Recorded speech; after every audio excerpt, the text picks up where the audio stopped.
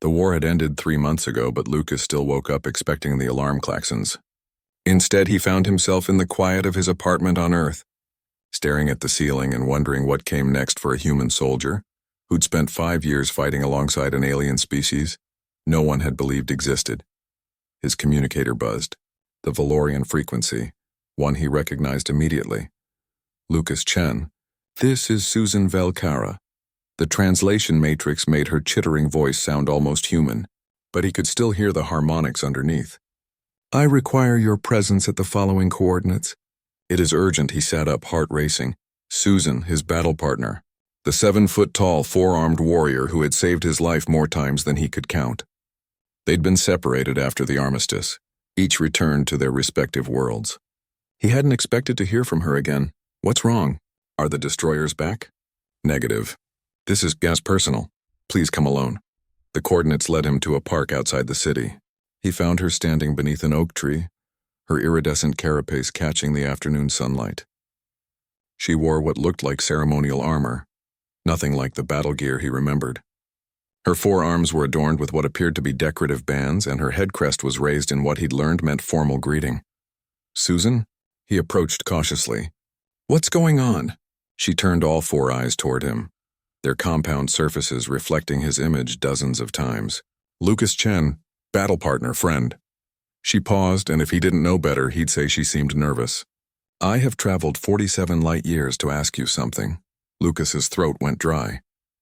In all their years of fighting together, clearing destroyer nests from colony worlds, holding the line at the Battle of Kepler Station, that desperate month on Arcturus 7th, he'd never seen Susan hesitate.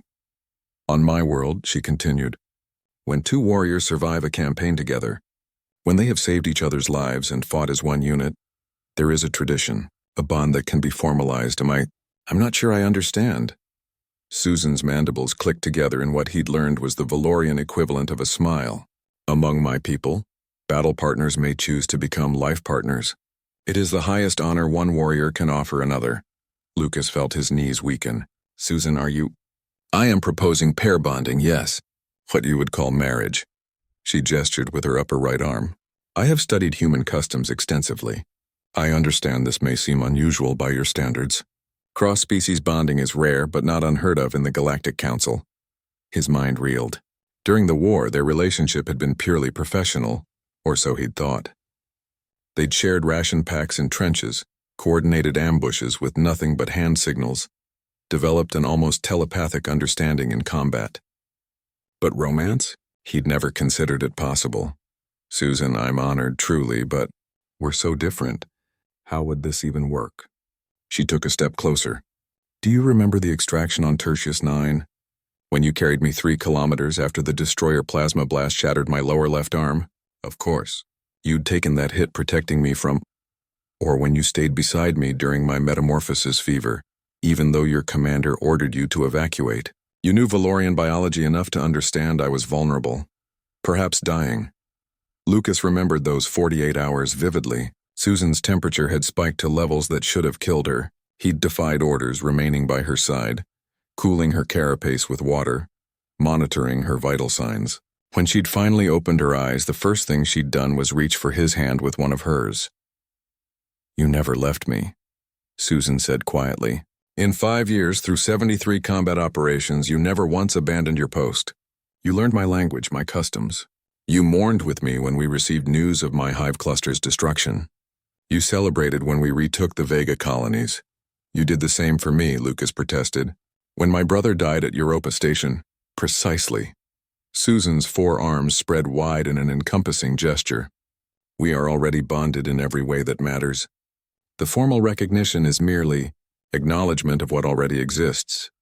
Lucas looked at this alien being who had become the most important person in his life. Her exoskeleton, which had once seemed monstrous, now felt familiar. The clicking of her mandibles was as readable to him as any human expression.